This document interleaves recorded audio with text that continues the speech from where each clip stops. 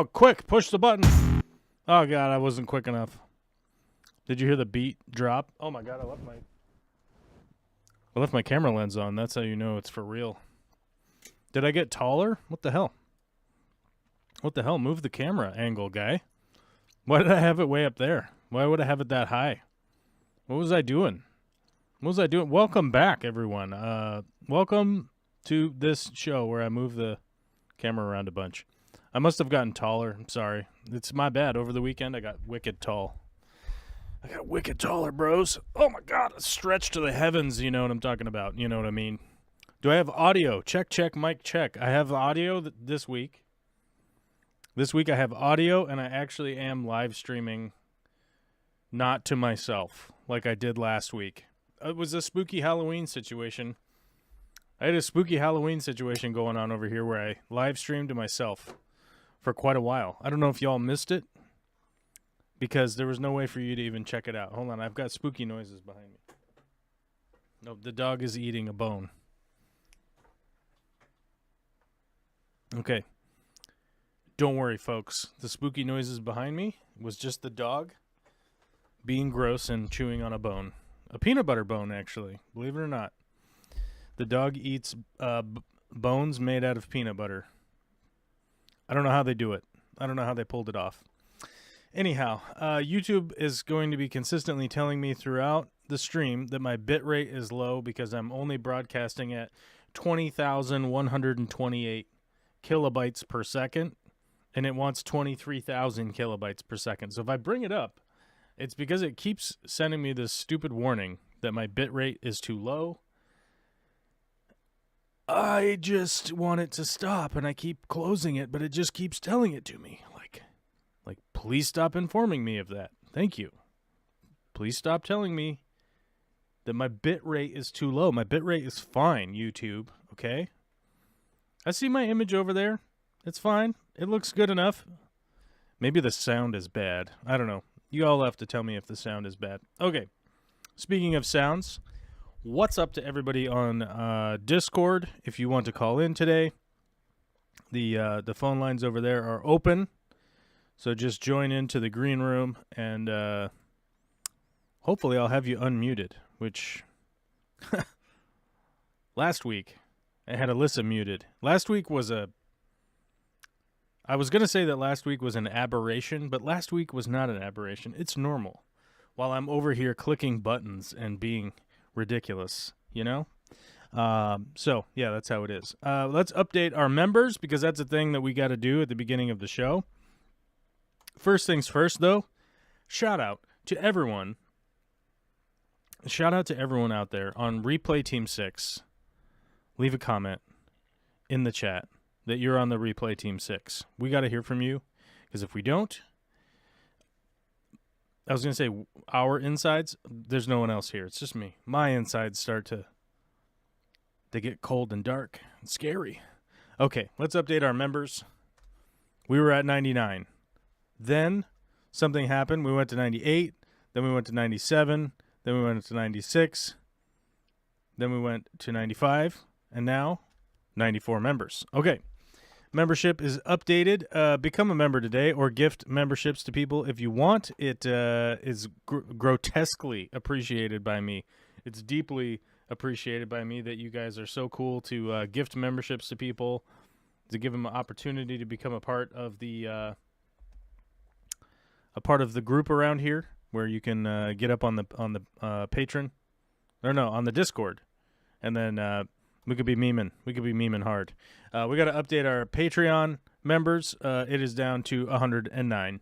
It's much less eventful when the patron drops down because it happens every month, and it just goes down every month. So it's like it's not even of note these days because people's credit cards get all screwy, right? It just happens. You know, your credit card expires, or like our good friend Kiwi Mamo. Shout out to Kiwi Mamo for having some slight credit card issue over the renewal period, and fixed them, and then became an annual member so that you didn't have to deal with it until next year. I appreciate you, and thank you very much for just maintaining your sponsorship of this channel. Spent a good couple hours today editing some video, which is not even remotely done, but I love editing video. I love making the videos, and here's the thing. Somebody asked me, they're like, what's your goal? Because I was talking to my friend Rafi. And she has the same goal as I do, and we're always nerding out.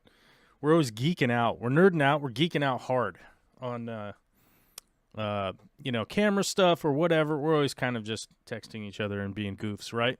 And, she was asking me, like, hey, what's your goal? And I was like, dude, I want to make movies, man. I want to be able to do a big thing. One of my current heroes in the film industry is Denis Villeneuve. I don't know how to say his name. It's Fritalian or something. I'm not sure. But I love their films. They're just amazing. So that's a perfect example. Like Ridley Scott is up there. I want to make crazy movies. I want to do that someday. And we're just like incrementally moving in that direction. And it's taking a million years, which I was told by somebody at one point that if you're going to work on something and it takes a really long time, normally that means it's because it's for a good reason. That still doesn't make it not take a really long time. You know what I mean? It still continues to take a long time, and then when you're in the middle of it, it's like the most depressing thing forever. Skog's asking, who's the longest patron now? Oh my God, well, that's a good question. Let's find out. Let's find out the longest patron that we have. Let's see, where is it? Join date. There's the button. We can go over to the members. We can filter out the members. Oh, wait, we went the wrong way. Chris Thompson, by the way, is our newest member, coming in June of 2022. Let's flip it around here and go to the longest. Why is it? The screen's like not big enough. Oh my gosh, it doesn't say when you join. Actually, Steve, you are the longest patron currently. You're the longest. Steve Skoggs, who's in the chat, is the longest patron currently. Of the active. Followed by Kevin Hayes, Matthew, and Pamela Earlywine herself, Master Beta, Gary Brown, Barbara Jackson, Famous Jones, Devin, James Hirsch, Nick's Fish Room, Zombie Drummer, Wyatt Ward, Daryl Deemer, Kevin Sosha, Michael Monker, Rumbust. Yeah, these are all names that we all know, right? These are all names that we all know and love. I mean, that's like the reality. It's like everybody that's been around a long time. There's Kiwi Mamo on the first page here. So, yeah, everybody on this page has been around for a long time. But it won't let me... Oh, there's the scroller. The scroller thing's at the bottom. Scroll to the right. Let's see. Okay, I got to scroll back up to the top. Since 2017, which is like forever. And is amazing. Thank you very much. Dude, Steven is like one of the biggest sponsors of the channel forever, dude. Which just reminds, we got to hang out sometime soon. We just have to do that. We got to figure it out. I haven't had to go to the East Coast for convention because there really hasn't been an East Coast convention. I guess like the most East convention has been Aquashella, I think. I think that's like the most East Coasty type convention that has been fish conventioning. But they didn't invite me to go, so I didn't go. I was like, you don't invite me, I don't go. That's kind of how it is. The last one I got invited to was Fishtober. The Fishtober thing in Portland, Oregon. I got invited to that one, and I was really going to try to make it because I could even just drive there. But it just wasn't in the cards because like I found out about it kind of too late. And then there was a thing that I don't want to tell anybody about on the internet that I had to do that was like I couldn't move it. So I had to do it that weekend, and I was just like, I can't move this. There's no moving it. It's an immovable object in my thing. So, yeah. Simply Beta is in the chat. What's up? How you doing? I always recommend Taylor's channel to people. That's like one of the few. I honestly, Simply Beta is one of the few YouTube channels that I actually recommend to people to check out. Like, believe it or not, I'm like, yeah, that's a good fish channel right there, and a good person who is just a good person also, which is you don't normally find that combination on the internet realistically. Sounds about right. Is the experience all over with because of COVID? Oh, the experience? No, the aquatic experience like canceled itself. It basically wasn't doing enough to like get people to go there, I guess was probably the easiest way to describe it. Like there just wasn't enough people going to the aquatic experience to maintain ticket sales, renting the venue, doing all that kind of stuff was what I was told. But I don't have any inside information. Most everything that I've heard was like superficial from people that didn't really have anything to do with it, just being critical of the event itself. So I don't really know, but my guess would be, if I had to guess just as a person, is that the finances weren't there to do it and keep doing it, and so they probably stopped, would be my guess. Which I can totally relate to, and I'm pretty sure just about anybody who exists on this planet could understand that, like, you may want to do a thing, but you don't have the funds to do it. There you go. Like, it's a pretty simple explanation. It's like, did you want to go on vacation in Barbados? Like, maybe you can't even remotely afford that, so you just can't do it. Oh my God! Shout out to Rebecca Lowry for gifting 5 memberships. Thank you. Let's see who got memberships. We'll have to keep track. Who got memberships? Big Shrimpin, Kevin Van Weezemeil. I don't know how to say his last name. Their last name. Kevin Chevy Fish. What? I don't know how to read. I'm sorry. Don't ask me to read. It's not good. New Local Austin and Jen Yu all gifted memberships from Rebecca. Thank you very much. Which means we've got to update our membership number. Oh my God, guys, okay. So we got to go 95, 96, 97, 98, 99. Okay, we're at 99, guys. That means we're one short of 100. Which puts us 6,701 members short of our goal. Which I literally just made up that number. But thank you to we're approaching 100 members. We're getting so close. We can feel it. We can feel it in our whatever parts on the insides. Oh my God, the garbage man is going buck wild outside right now. Oh, what?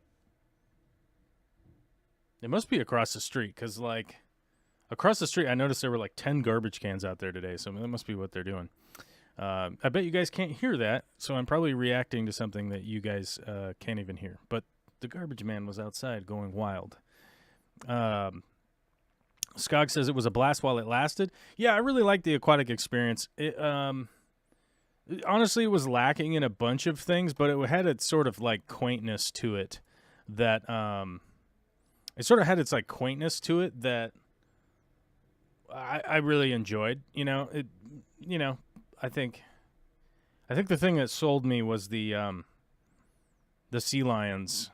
The sea lions were pretty good. I liked the sea lions doing that, and I think that probably sold me on like, hey, these guys actually care about kids. This is obviously for the Utes, the new Utes coming to the new Utes coming to learn about fish tanks and like see stuff and see what it's all about, which I honestly, this is a weird hobby that is often directed at children, which makes sense, because, keeping pets in an aquarium is pretty accessible realistically for kids, because the responsibility of a small aquarium is probably within the realm of kids could handle this with help from their parents and stuff. So it does apply. It's not exactly the same as like a dog, You You got to let your dog out all the time. You have to feed your dog. You have to water your dog. You have to take your dog to get shots. You got to take. This dog's over here snoring, taking loud naps now. You know, dogs are unique in the fact that they take a lot of care, but a lot of us have them. Oh my God, Skogs! It's welcome to the producer level. Well, Skogs is our first producer member, which will put us right into the 100 number. All right, we're in 3 digits now, guys. We can't fall off. We can't fall off from the 100 members, right? Isn't that the rule? Once you get into 3 digits, you can't fall off. Otherwise, I don't know. Does something happen? Probably not. I can't imagine that anything would happen. But we're at 100, so now we got to figure out how to maintain that. I'll probably end up having to gift memberships to myself, right? Is that how that works? Pay taxes to YouTube.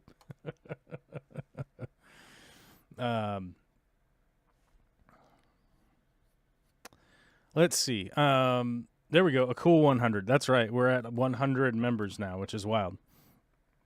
What was I talking about? I thought the aquatic experience was great, but it was literally the very first convention I'd ever been to ever. So I was hella enthusiastic. Yeah, I think aquatic experience was probably the first convention for a lot of people. Realistically, in my mind, the best convention I've been to is Vivarium. Like, Vivarium actually has a lot of appeal to somebody like me, because there's a really high level of expertise. There's a high level of accessibility for new people too. And the vendors there are a lot more organized than other places other conventions I've been to. There's a high level of organization. A lot of stores are there actually that bring a lot of things. So you could actually use that as your sort of store shopping trip if you were to go to Vivarium. You probably wouldn't have to go to the store for a month or whatever, because you probably would get all of the supplies that you needed on top of that, whereas you don't normally see that in the U.S. conventions. The U.S. conventions sort of just they normally just have displays out or whatever, which is great, but just saying that, like, that's probably the best convention I've been to.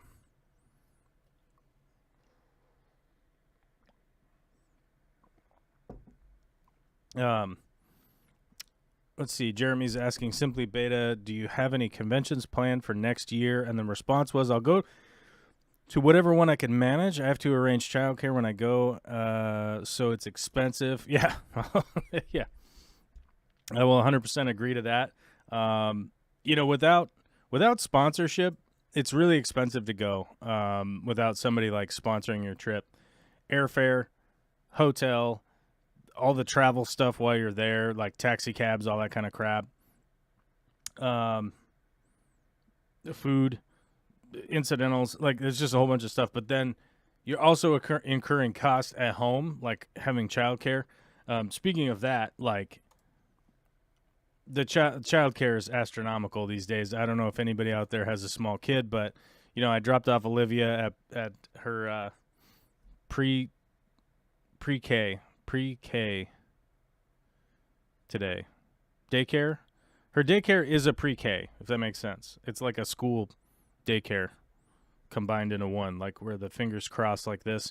And I'm trying to settle it in my mind that she's pre-K now. I think that's right. She's not kindergarten. She's pre-kindergarten. And it's all confusing.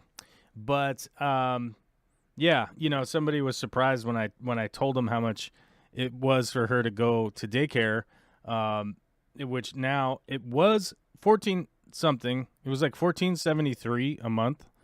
And then, but now, so we we sort of got peer pressured into her taking gymnastics, which is an extra $60 a month. And then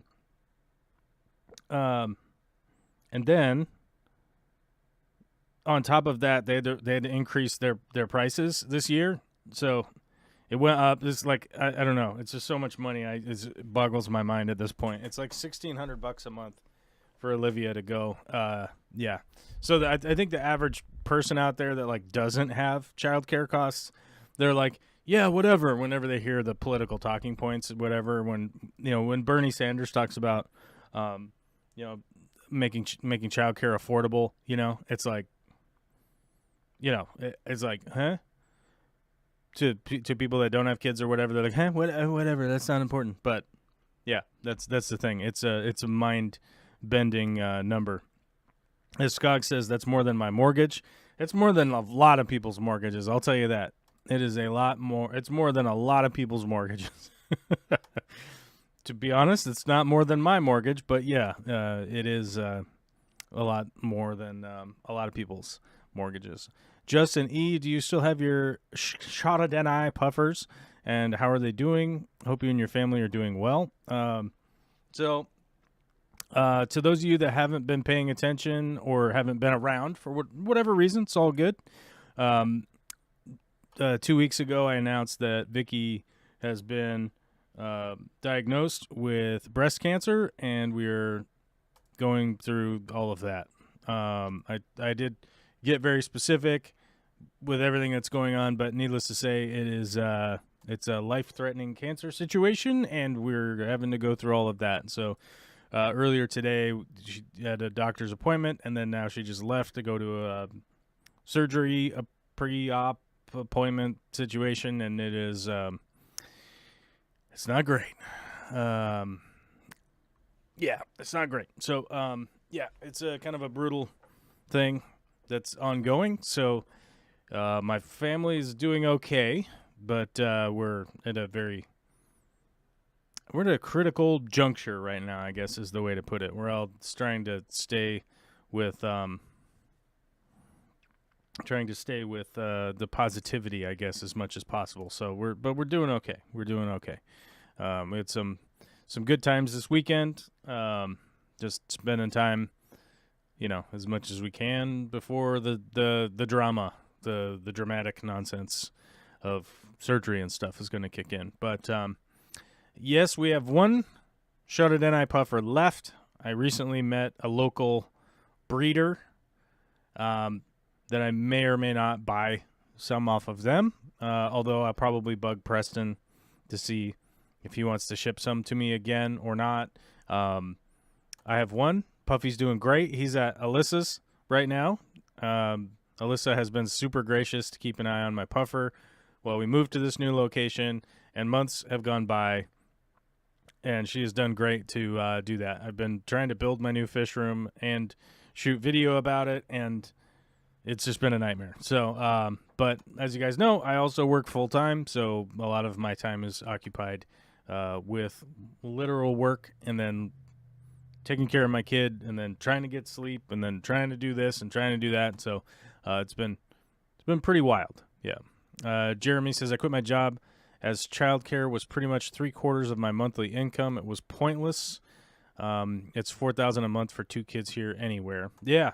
I know there's a lot of people that have had to make that decision. And it's ridiculous. I mean, it's honestly ridiculous that we live in a country that, basically sets the standard that most people should have 2 adults working in a household in order to make enough money to essentially grow the household and have it go somewhere, move forward in life and all that. Yet at the same time, all that money gets chewed up because we refuse to have like a basic social program for people to actually have kids, right? And on top of it, the political influence in the United States have done the gatekeeping thing that, if you make only a little bit of money, then we'll help you out with a voucher, and that's like that's the best that we could come up with at this point in the year 2022, which is pretty wild. That's pretty wild stuff, guys. So we do have a pretty consequential election happening tomorrow, and as I have said on numerous occasions, I'm not necessarily trying to influence anybody's specific vote. I am trying to influence people to just go vote, period. End of story. Just go vote. Just go do it. Get it done. If you're in the United States, go vote. If you're a citizen, go do it.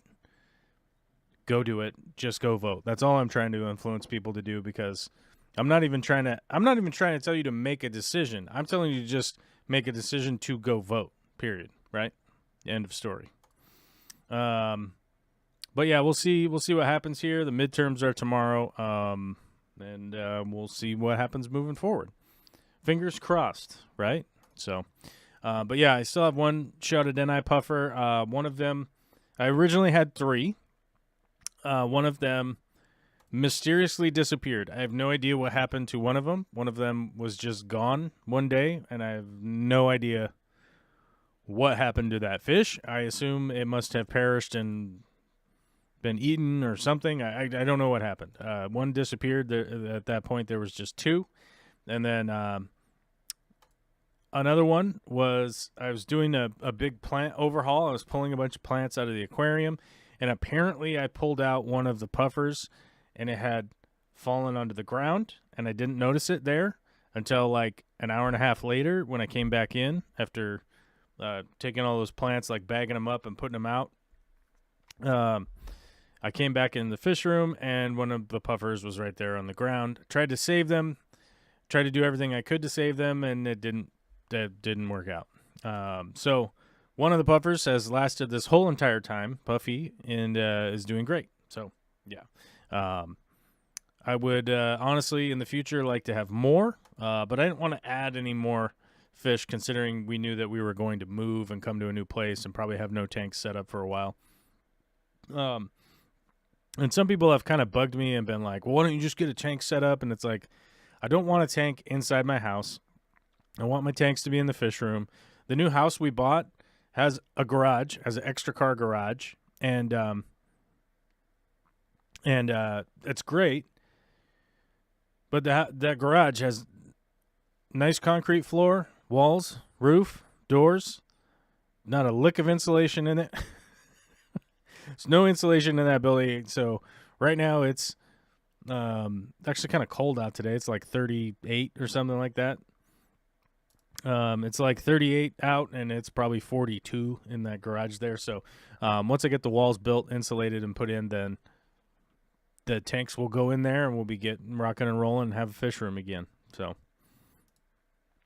but you know, as I mentioned, I'm like trying to film everything, and I only have kind of like a half a day a week to work on it. So it's been a little bit slow going for sure. Rebecca Lowry says, I'm crushed. I came home from the hospital Thursday and was immediately snowed in. I don't know that I'll be able to get down to turn in my ballot. Oh, that is a bummer. Is there, I don't know how that works. Yeah, because you probably don't have mail service up where you live, so it's a little bit dicey. I don't know if you'll be able to get it down there. I don't know if you'll be able to get your ballot in. If you guys don't know, Rebecca lives up on the side of a mountain, basically, is the easy way to explain it. And so probably pretty difficult for the mailman to come up there every day.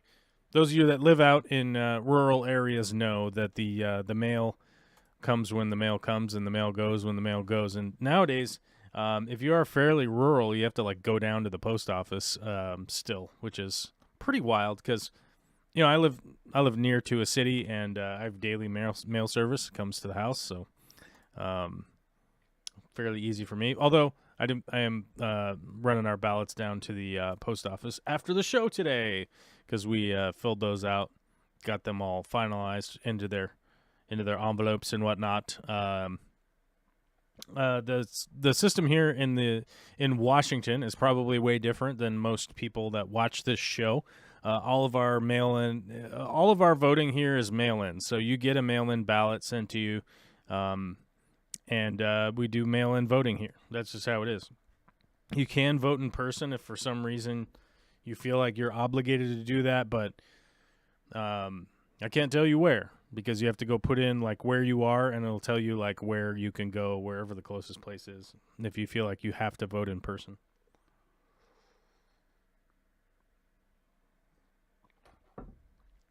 We also have an interesting thing here where we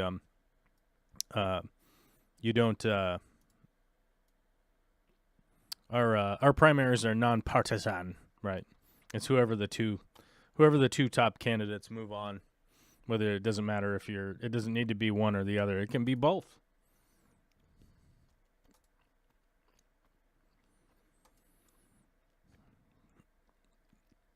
Jeremy says, I'm really tempted to build a heavily insulated 10 by 15 shed for a fish room. Just pour my own pad and insulate it. Tempted to try some in-floor heating. I've done in-floor heating in the past. In-floor heating works pretty well for humans, for a human dwelling. It doesn't work very well for trying to keep your fish tanks warm and stuff. So if you wanted to just keep the temperature in that building to a regular, like, kind of working temperature where you're not either freezing, well, you only would be freezing. If you're trying to avoid that, it will work great, but you realistically will probably end up wasting a lot of power trying to heat the slab to the point where you're actually keeping the tanks warm and the room warm enough. So I wouldn't necessarily recommend that for a fish room scenario, because one of the most efficient ways that you're able to actually heat a fish room is basically a small heater. If you could get like a heat pump, that would work best. But dehumidifying the space is actually what's probably going to heat it the best for most every scenario out there, because you're going to have water from the fish tanks. Water's going to be evaporating, so you're going to have moisture in whatever your building is. The process of removing that moisture from the air creates heat exhaust from a dehumidifier, thusly keeping the room warm. So it's kind of this weird little cycle of running that, and that generally is kind of the best way to heat and maintain your fish room, because you also want to keep it less humid in there from the walls being damaged and stuff like that. You don't want high humidity in a room, just like a building. You know what I mean? You don't want that. So yeah. I don't care much for propane.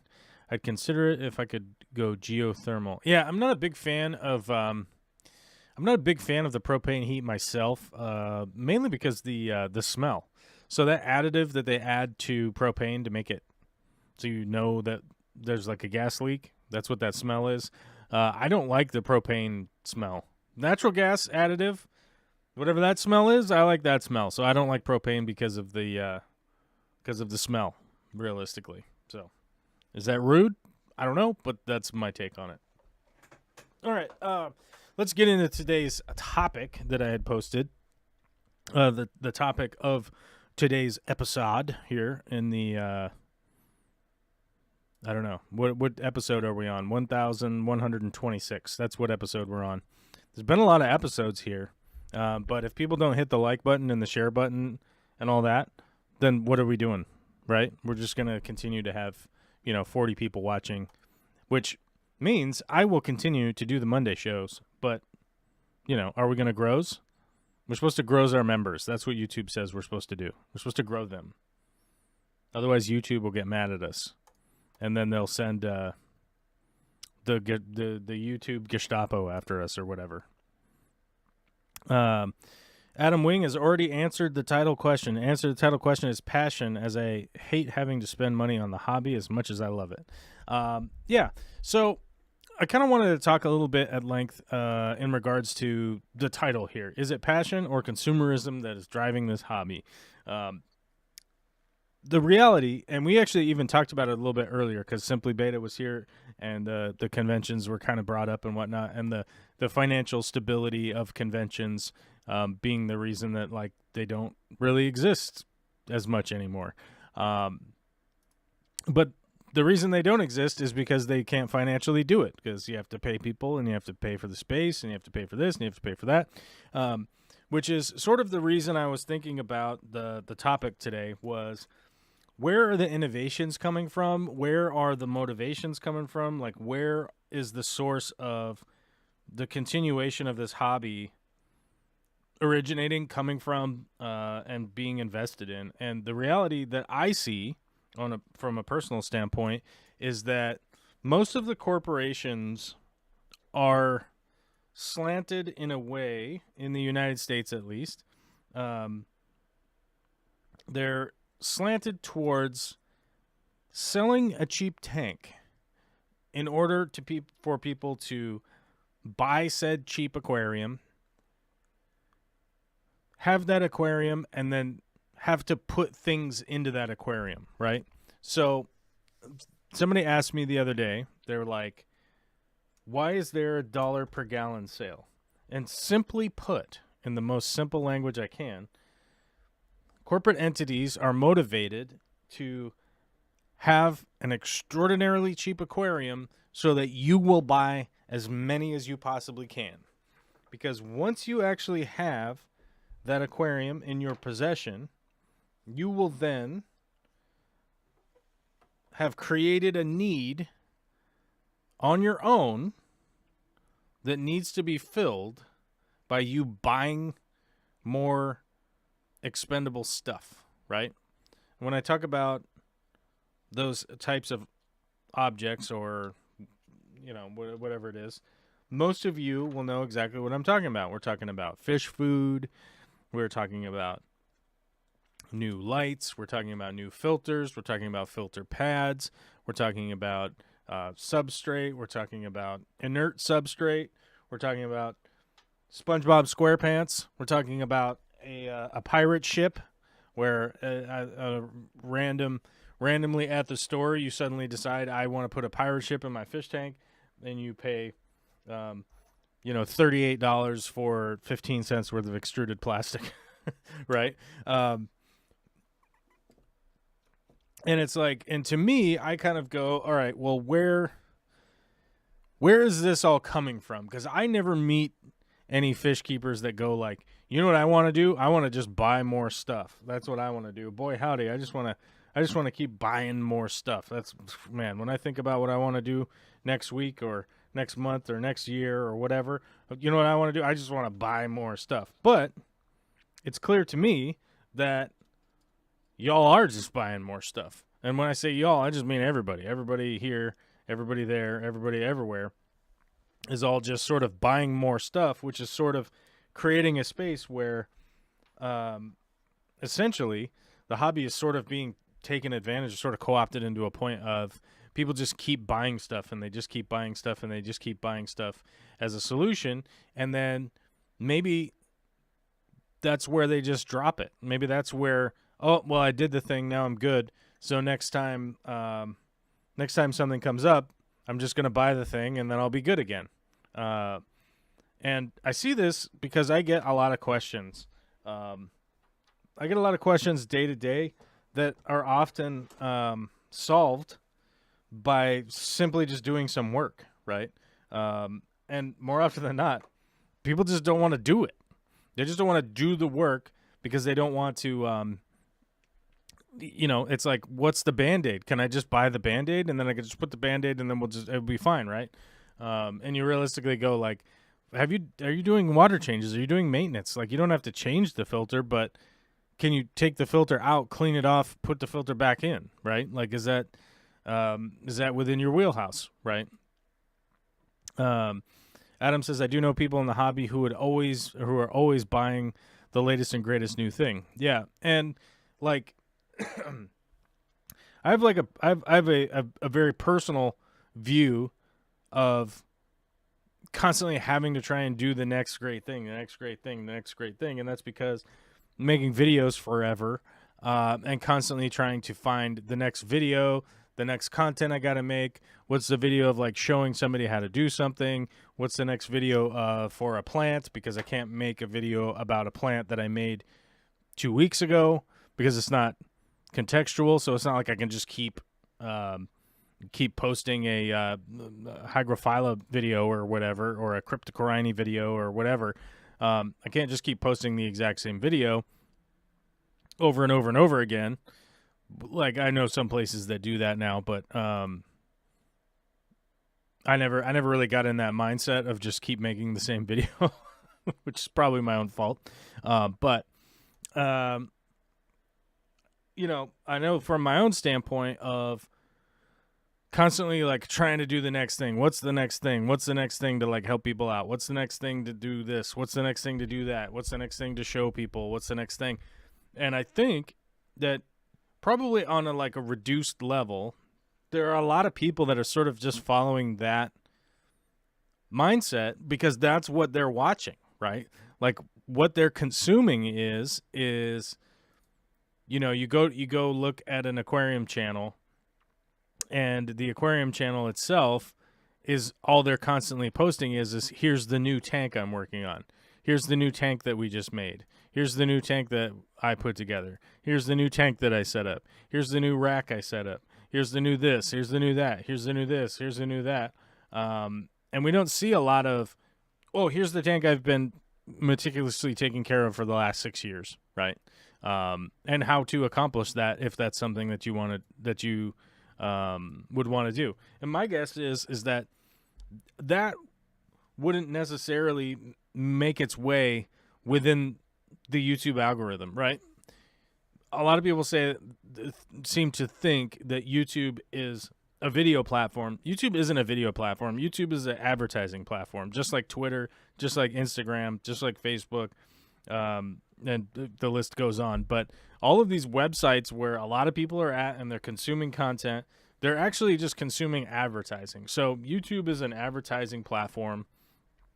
And so what people are constantly sort of like pushed in whatever direction is like, what's the new thing so that we can put a commercial on it so people will go buy stuff, right? Because people are already in the mindset of buying more stuff if they go watch a video and the video is about the people getting something new, buying something and adding it to whatever it is that they were doing. And it's probably a difficult concept for the average person to necessarily like engage with without, having a lot of experience with engaging with advertising platforms as somebody who's adding to the platform as opposed to just consuming from the platform. It probably just seems normal, right? At one point, Kim Kardashian was getting paid like $1 million a post or whatever on Instagram because it was highlighting whatever new thing she was doing or whatever, right? And that's an example of this person is posting, and this person is posting because it's motivating people to end up going and go buy stuff, right?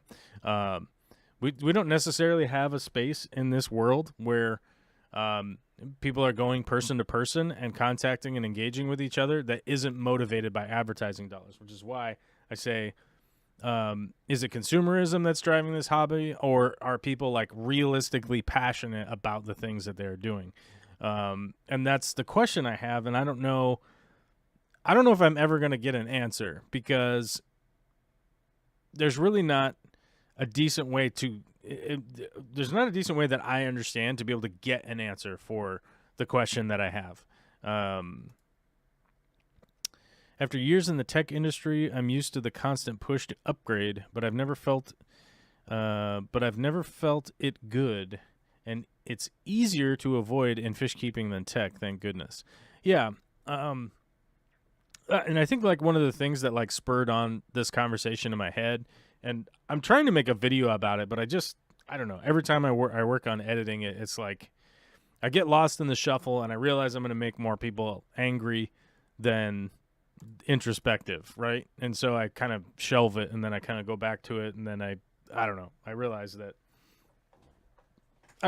I have work to do in order to like convey that video properly, right, to an open audience, right?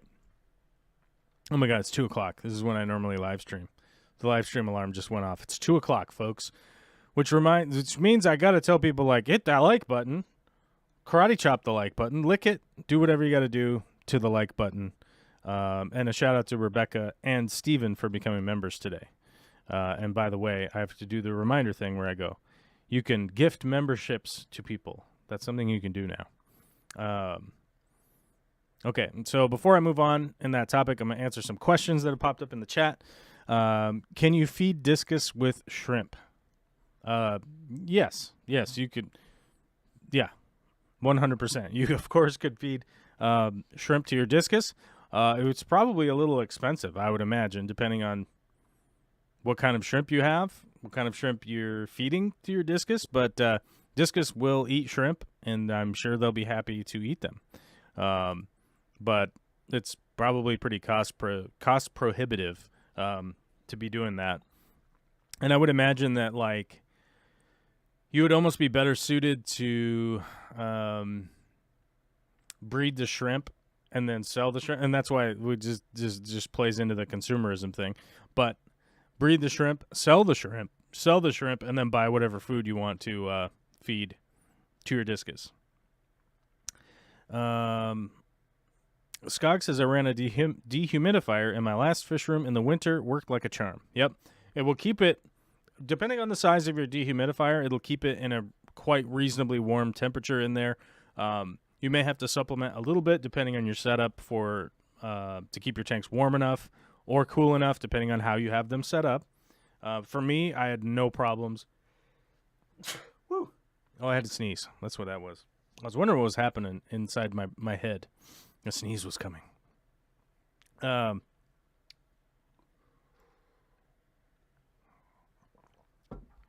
of the big questions there is like, how warm do you want to keep your aquariums? If you want to keep them up in the 80s, you're going to have to supplement the heat a little bit. But I think most people could recognize heating from 74 degrees to 83 is way easier than heating from ambient temperature of 50 or something up to 83. So it'll extend the life of your heaters because they won't be working overtime.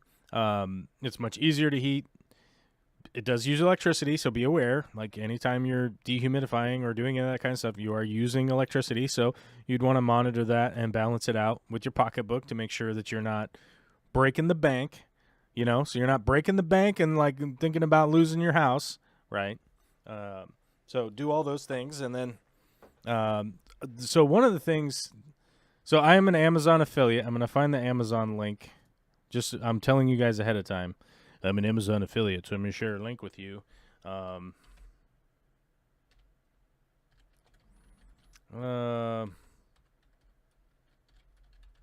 Okay.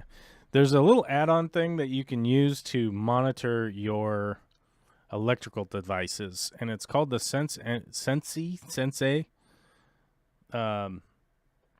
energy monitor. It's quite expensive for the whole house unit. But it may end up saving you money in the long run. I don't know if it's worth it for you. So this whole Sense unit is $350, which is honestly, in my mind, that's like quite a bit. But if you're experiencing these crazy electric bills or something like this is probably going to be the best for you to start monitoring what is going on with your electric bills and whatnot. But yeah, I just wanted to grab the link and then remind you guys that I am Amazon affiliate. So if you go through our links and buy stuff, we get a commission. Just be aware. The Federal Trade Commission says I got to tell you that now. So I just told you explicitly that's what's up. But you can monitor your electricity usage and whatnot, and go that route, and really kind of dial in and figure out what it is that you're spending or what you're not spending or whatnot. Aquarium Plant Lab says, did you survive the storm? We lost power for 2.5 days. I did survive the storm. We were kind of hit out of the blue. Those of you not in the Pacific Northwest probably don't know. But we were hit by a big old windstorm. Friday night? Was it Friday night? Yeah, because I didn't work the next morning, so it must have been Friday night. Yeah. So Friday night, although the weather and the news and all that stuff, I keep up on it pretty regularly, and it seemed to me like there was a wind warning on Thursday night, and it was like breezy, in my opinion. And I must have misinterpreted what they were saying, because they were saying high wind warning on Friday. Right. The high wind warning on Friday. And I was like, yeah, word. But I thought it was on Thursday. So Thursday came and went, and I was like, oh, okay, it was a little windy. No big deal, whatever. But I'll tell you this much. Friday night, I hung out with the ladies, Victoria and Olivia, my spouse and my daughter. And Olivia had gone to bed a couple hours before. She went to bed at like 8. And then Vicky went to bed. Vicky went to bed what I would consider to be really early, but with the cancer diagnosis and her being stressed out, I'm not questioning it. I'd probably go to bed early too. And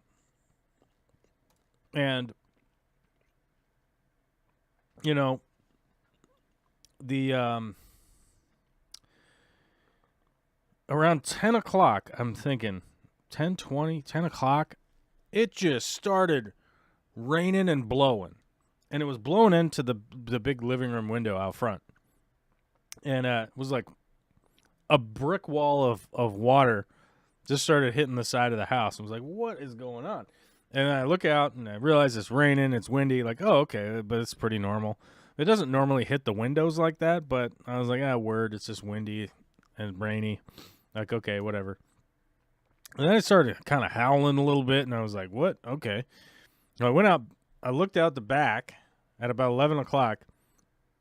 We have one of those temporary carports. I don't know if you're familiar with these, but they're like metal poles with a big tarp over it. It's like a temporary carport. That thing, even though we had it tied to another thing, had completely blown over, landed on one of the logs from the tree logging, snapped one of the poles all bent up, and was upside down. And it was like blowing around all crazy. So I went in and I kind of woke Vicky up because I was like, hey, the carport blew over. It's all crazy out here. It's all windy and stuff. I'm going to go get it. If I'm not back in like 20 minutes or whatever, just look out the window, right? Hold on.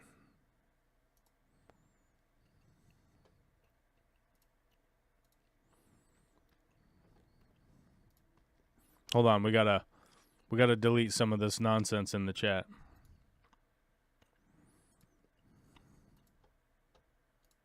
Yeah. Oh man, do I gotta refresh my chat over here in the window? Oh, that's right. I did this before.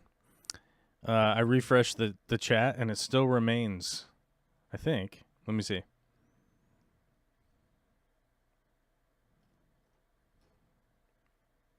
Yeah, I don't know. Whatever.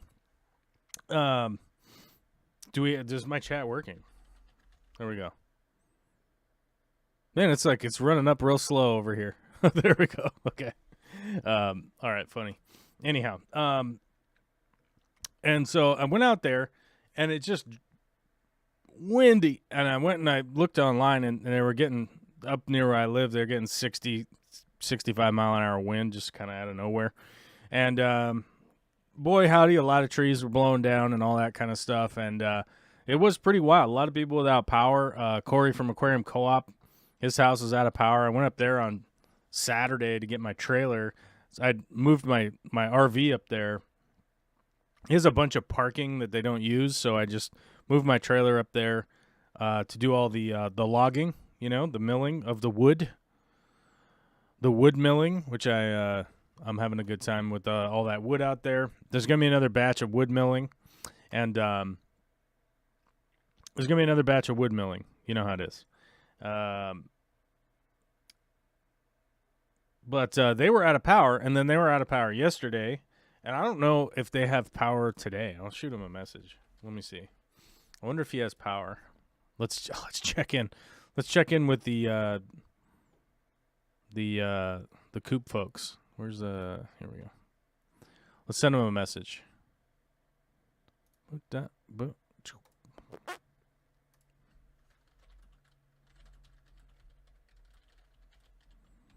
There we go. We'll see if if they have power yet. But I know that as of all of yesterday, they had no power. So we'll see if they have power yet. I'd offered them to come down and hang out, but they They said they were doing okay last I checked in, but I forgot to check in today because I was gonna shoot him a text this morning, and I realized it was 7 in the morning, and there's no way. There's no way you can't be texting Corey at 7 in the morning. It's no good. But Aubrey is here. Aubrey was in a meeting and wants to know what happened. Oh man, I got it. Okay, hold on. I'm gonna start at the beginning. Okay. Hey Aubrey, how you doing? That's what happened right at the beginning. Although we did get we got some gifted members today from Rebecca, and Skoggs has come in at the producer level, which has put us up to 100 members. So I know Aubrey keeps track of that. Okay, what was I talking about? Yeah. So I'm out there in this crazy, windstorm. I got whipped in the eye by my favorite tree in our yard. My favorite tree whipped my eye. It's a giant sequoia. I have a giant sequoia in our yard here, and it is a lovely beast of a tree. But in the total pitch black darkness, wind and rain out there, I didn't see it. The tree attacked me. And it poked me right in the eye. So my right eye is still a little bit irritated from that. I've just been putting drops in it all weekend, but it's fine. I mean, I can see fine and everything. It just feels like a little scratchy. But it feels way better today than it did Saturday and Sunday. But I got the tarp off there, and I just left the frame of it. I got the tarp, and I put the tarp away in the garage, and it was a bit of a disaster. But, yeah, Sunday we had to disassemble that thing, put the new poles in it because we have some spare poles, and put the new poles in it, put the tarp back on it. Moved it, put some stakes, tied it back up, blah, blah, blah, did all that stuff. So it's all back.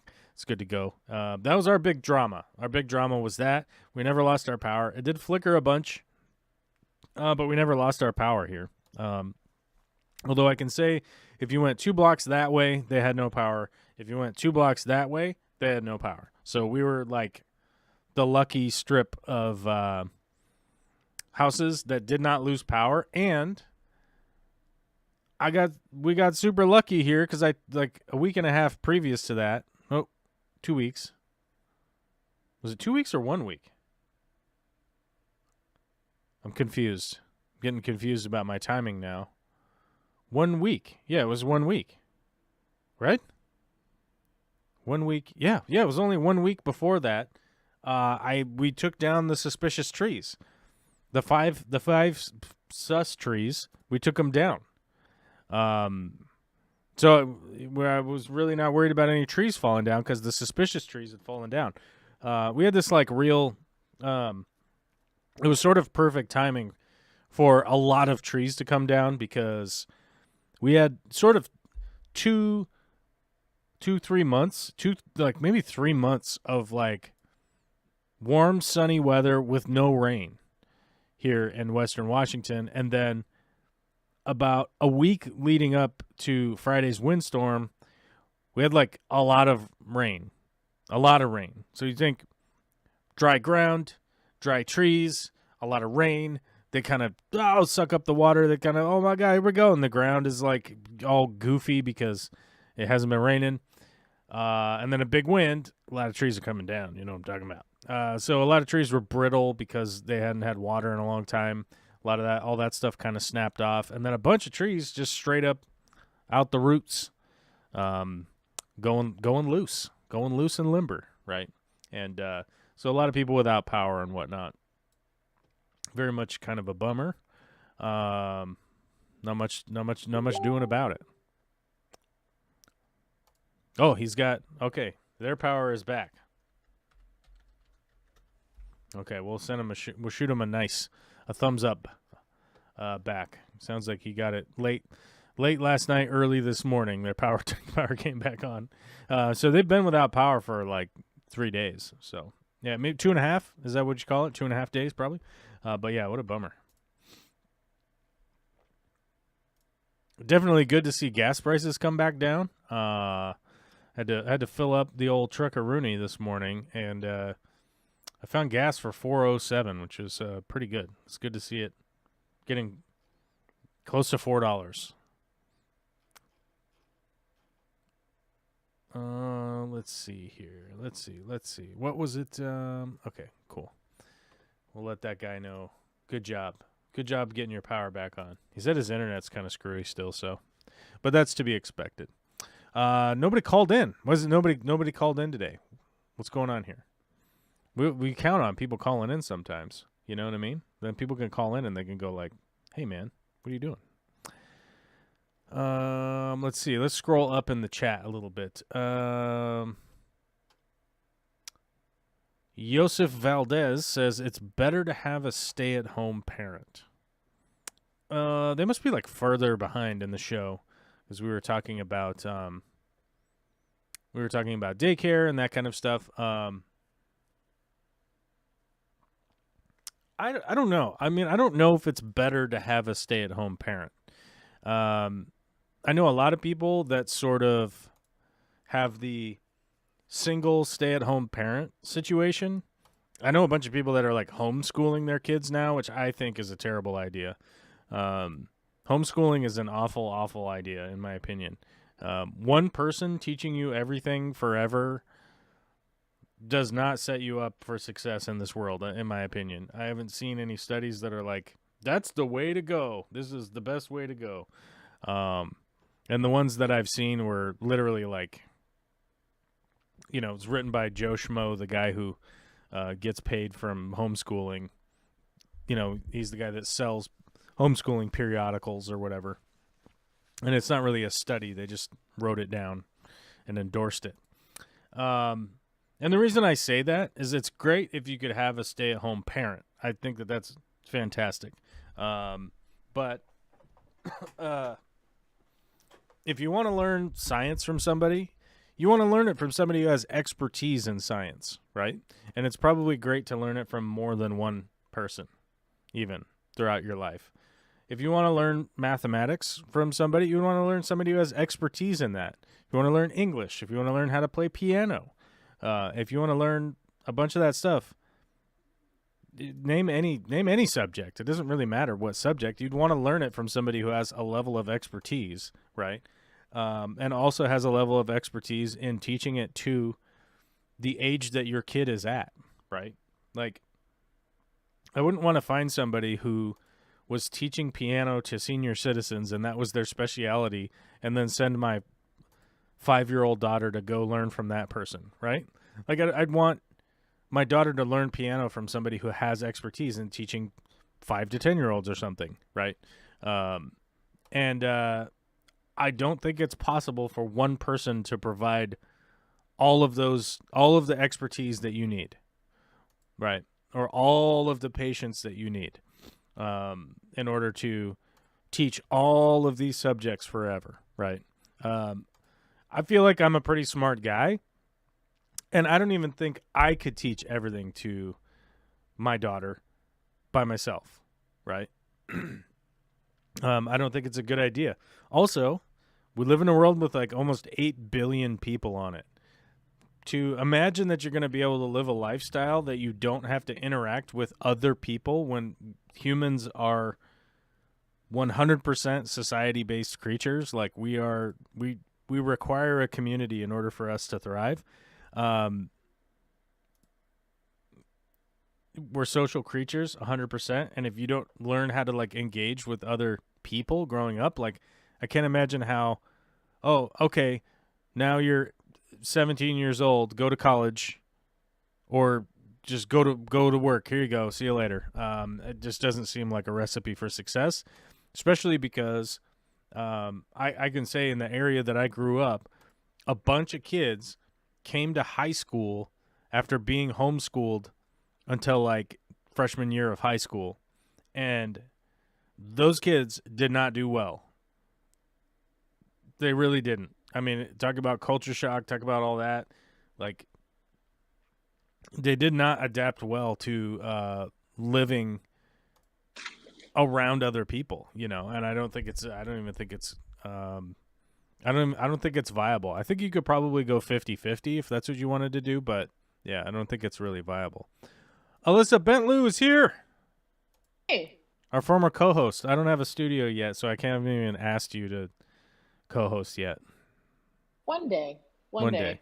We might have to start doing it on Zoom at like midnight on Saturday nights or something.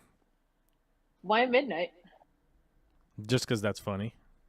Oh, okay. We could Just like making record. sure. We could like record it earlier and then send it out as a live stream later. Like have it air. That's true. And then we can have people asking questions in the chat, and somebody will be like, "This is pre-recorded. This isn't live." Yeah, that's right. Or we could do it in the chat. Yeah, that's true. Yeah. I've seen that before. Um, I've seen that before. That was funny. Right. But so Rebecca yeah, says. I don't know. Rebecca says most homeschooling today isn't all one person. Well, just as a basic response to that, like most people that are homeschooling, it's one person or a couple of people that are handling like the neighborhood kids.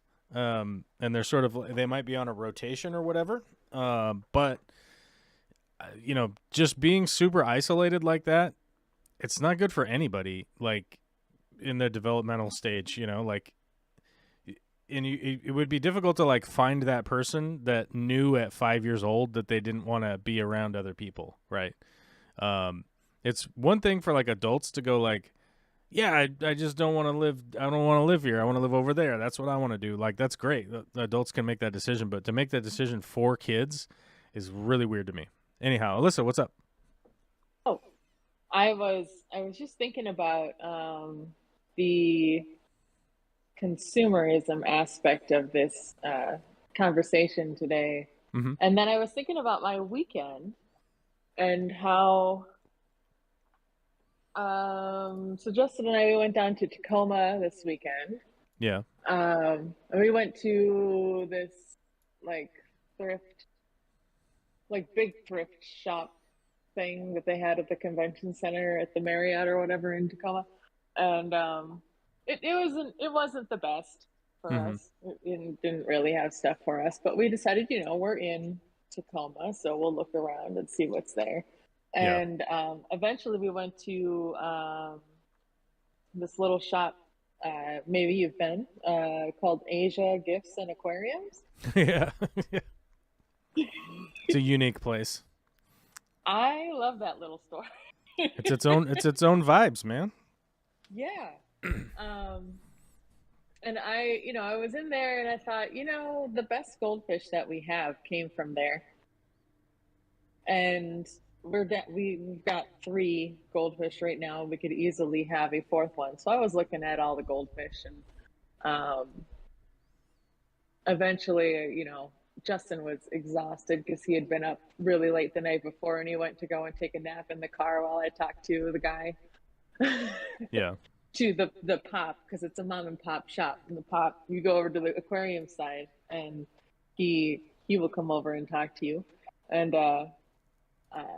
it was a really good experience because then he also has all these like house plants that just kind of sit in the window and we were talking about them, and there was one that I was really interested in.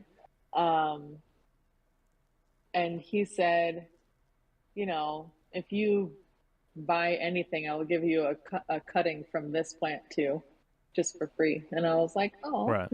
And he told me all about it and where it came from. And I guess there's some elderly guy in the community that brings like all of his house plants over in the winter so that they are warm enough and grow better, I guess. And yeah, so now I've got a cutting of a plant called a goldfish plant that I had never heard of before in my entire life. And I'm trying to grow it in like trying to propagate it in a makeshift terrarium that I made out of a what's it called, a mason jar. And also I have a new goldfish. Oh, you bought another goldfish? I did. And he is currently eating the duckweed out of my white cloud tank. It's pretty good. Yeah, duckweed removal crew. Heck yeah. Yeah. Susan Moore Guppy says homeschooling has changed since COVID-19 shut the schools down. They began using Zoom classes too. Many more options for parents than before the pandemic. Yeah, I think there are a lot more options. But one of the things that I think is important is that the socialization and whatnot of young kids and young kids learning in a super repetitive way is what is required for little kids, like singing the ABCs every single day, right? Sitting down, everybody writing the letter A, writing a capital letter A, writing a capital letter A, writing a capital letter A, writing a capital letter A, and then doing that every day for like a 6-month period, going through all the letters, learning those, and then doing it again next year, right? Because one thing that I know is that adults hate doing repetitive things that they've done over and over again, like teaching little kids the exact same thing over and over again, right? And especially with your own kids, right? Your own kids, it's super easy to start to like go, yeah, Get we went over that frustrated. already. Yeah, like we went over that already, right? Now, as far as like, in my opinion, as homeschooling goes, when you talk about like high school, I think that that's a perfect opportunity for your kid to no longer be stuck at the pace of a high school, right? And obviously this applies to specific kids, right?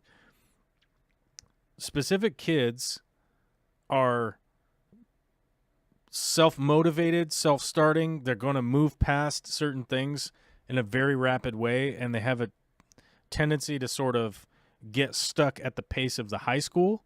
But a lot of kids just excel and can go forward. And that's why we have like running start, so kids can start to do college courses early and things like that.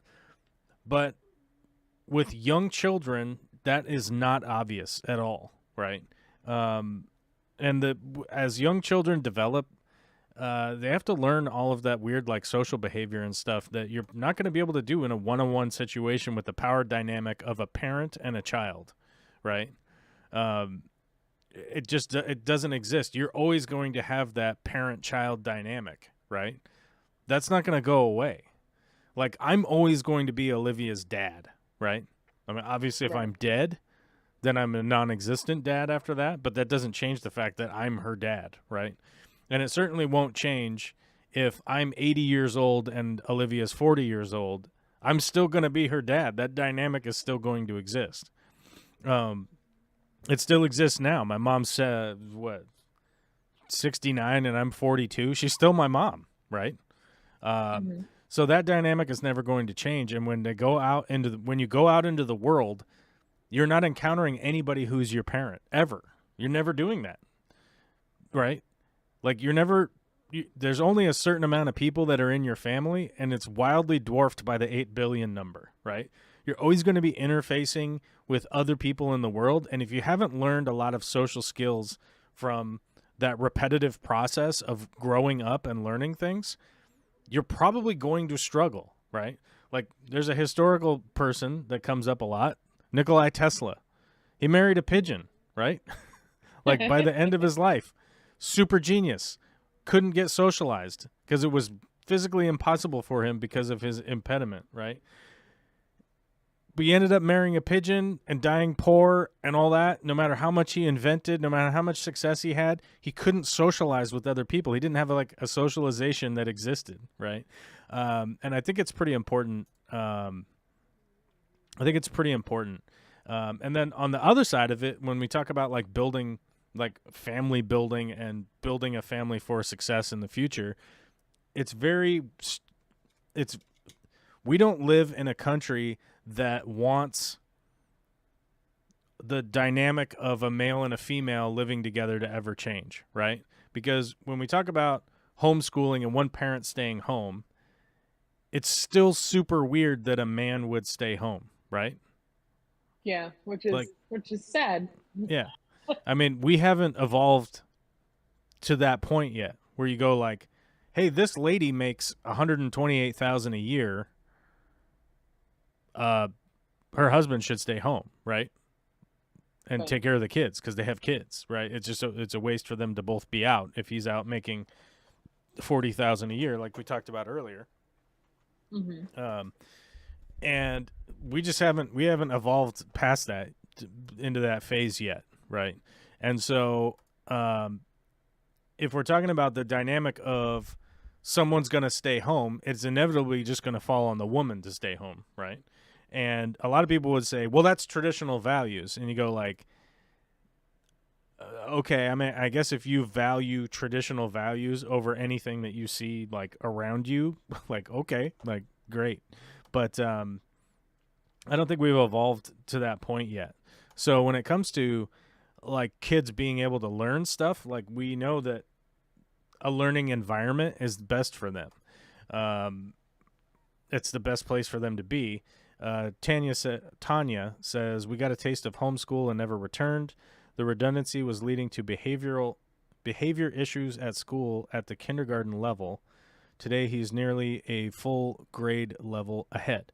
Which, okay, so let's talk about like the anecdotal example there, which your assessment is that your kid is a full level ahead, which would ultimately lead me to the question of like, what's the value of your assessment, right?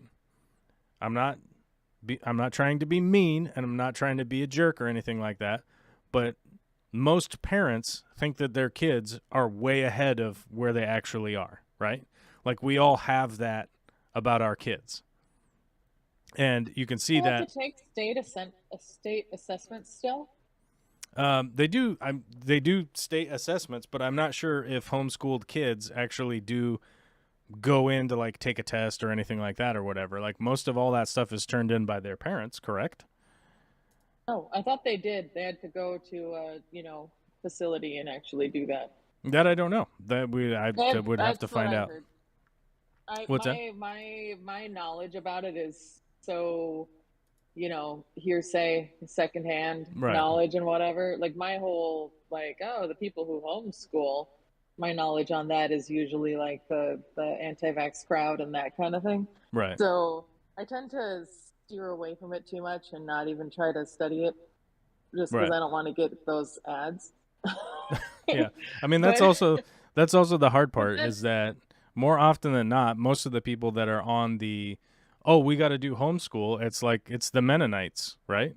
I mean, it's mm, the when I say Mennonites, I mean like the Mennonites and the Amish and the Mormons, like the people that are like deeply entranced in their like cultural heritage of their religious belief or whatever is why they're mm, sort of motivated to do that, which okay, like you have these deep rooted like religious beliefs and whatnot, like you are free to do that, right? Like right. I'm not gonna go and like physically try to intervene on anyone's behalf or whatever, as long as there's no like abuse going on. But if the Mennonites suddenly started teaching all of their kids that the world was flat and everything is poisonous and this and that and the other thing, and then now we just kept getting more and more of those people, well, like at some point somebody has to intervene and go like, we live on a globe, man, cut it out. Like this is ridiculous. Like, but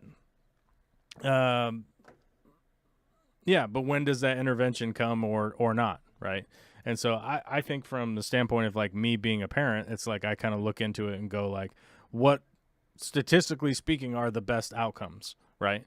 And if Hmm. those are statistically the best outcomes, those are the ones that I should probably not necessarily push my kid to do, but allow them to operate within a space that has those best outcomes, right? Those best outcomes in mind. Sort of like planning for Olivia to go to college.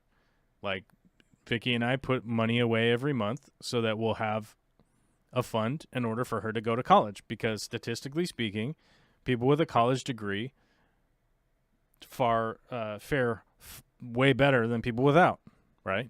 Right. So it's obviously like it's like a broad generalization of, do you have a degree or not? Which group is doing better? Well, we have like millions of examples of who's doing better, right? Hmm. Um, and Yeah, and it's yeah, true. And it's good that you're doing that. I think a lot of people still don't do that. even though they should Right. actually put money away for their kids. Well, it's one of those, like, it's like an unfortunate situation, because people have asked me, they're like, "Man, you're like a smart guy. You should have gotten a degree or whatever." And it's like, I couldn't afford to do it. It was like ultimately the choice that I had to make was like I got to work or I could go to school, and I just can't figure out how to do both, right? And for a long period of time in my life, I had to work 2 jobs in order to stay afloat, right? Mm-hmm. And if you're working 2 jobs, there's not enough hours in the day to go to school also. Right. I've done one job and go to school. Yeah. One job and going to school is hard enough, right? Yeah. So, yeah. And, it is what it is. Like, my life has gone this way, but, like, I wouldn't want my daughter to have, like, no access to the choice. Maybe she does want to be a construction worker when she grows up. I don't know. But she will at least have that choice, right? So our plan is to plan as best we can for her to have access to the most things. Yeah. So, I mean, I'm not necessarily like in a big argument against homeschooling, but one of the big issues that I have, as I've kind of highlighted before, is that you're not necessarily, in my opinion, they're not necessarily putting their kids in the best place for success. That's how I feel about it. And it, but like I said, I'm not gonna like force anything on anybody. It's crazy. Oh my God, we got a gifted membership, Alyssa. Oh wow. Rebecca's going big on gifted memberships today. Just wants to make sure we get up over that 100. Yeah, we're at 101 now. So nice. We got to build on that, right? We got to build on this momentum moving forward. Who got gifted the membership? It's SC Catahulas. I have never seen that name in chat. SC Catahulas. I've never seen that name in chat before, but we'll see. Oh, that's cool. We'll see if they show up. It's one of those weird things that, like, the gifted membership thing is sort of like how to resurrect the channel, right? Yeah. Because it sends an email out to whoever gets a membership that they have received a membership. They might not ever receive a notification that I upload a video, but they will 100% receive a notification that says that they were gifted a membership. And they'll come back and go like, "Hey man, I used to watch this channel. What the hell, is this guy still here?" You're like, "Yeah man, I didn't die. Not this time." Right. I've definitely been gifted a membership while I was at a fish meeting actually. Mm-hmm. And just like looked at my emails after the meeting and was like, oh I've been gifted a membership. Cool. Yeah. Oh, can't get mad at that, right? Hello.